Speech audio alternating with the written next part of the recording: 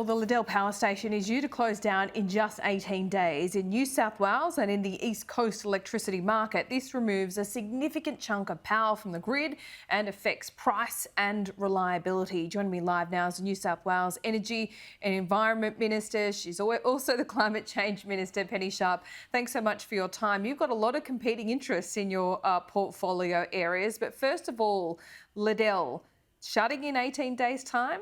What are you preparing for? Yes, well, that has actually been planned for, Laura, and thanks for having me this morning.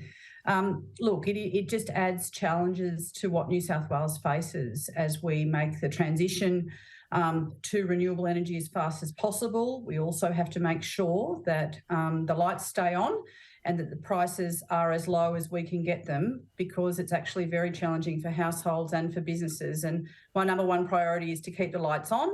And then we have to just move as quickly as we can to renewables.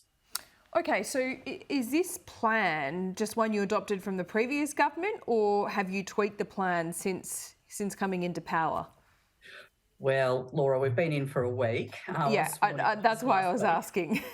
So, I mean, my number one priority is to get on top of where we are at with all of the different elements when it comes to energy security. So, look, the Liddell closure we've known of for a long time, and while it makes things more challenging, at this point the advice is that it's not going to be an issue with security, but the issue of prices remains a challenge.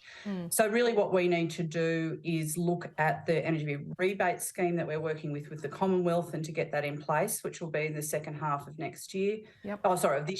This year. And the other important part is the planning for the renewable energy roadmap. We cannot afford to waste a minute in terms of getting renewable energy into the ground. It has been slower than we have liked with the previous government. And we've also inherited problems with fewer levers to move because of the privatisation of energy as well. So, look, I'm going to be very upfront with people that there are real challenges here, and we in some ways have to do everything all at once with relentless focus on secure, reliable, as cheap as possible energy. Okay, with the removal of Liddell from the market, and we're talking about 1,200 megawatts of electricity from the grid, what is the advice that you have that will on price?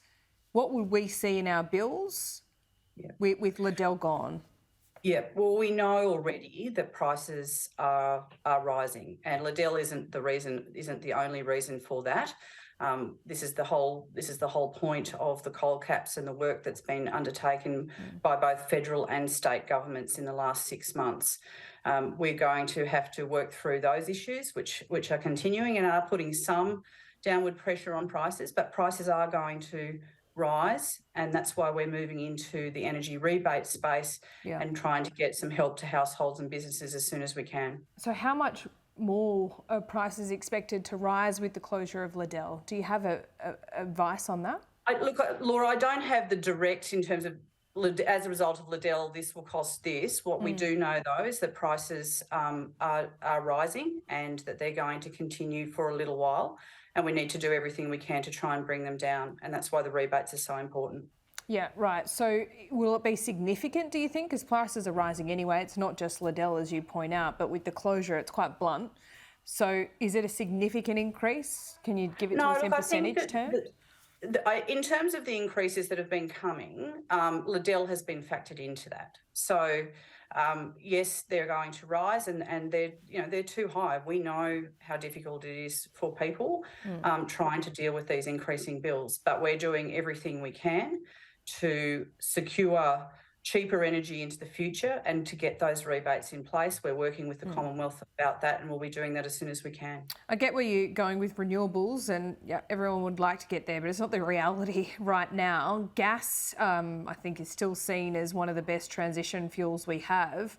How do you feel about, and are you moving towards pushing the federal government towards some kind of gas reservation policy on the East Coast like we see in the West? Look, we're looking. There's a number of programs. I mean, there's the Curry gas peaking plant that is coming online. There's going to be a mix of different fuels for a while longer.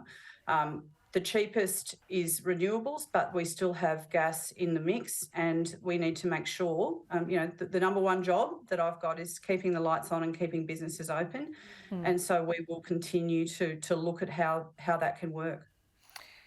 How do you give gas companies a bit more certainty about their, investment in projects and things like that? Because they haven't had that certainty in recent months in particular. Are you, open to that? And how would you give them that certainty?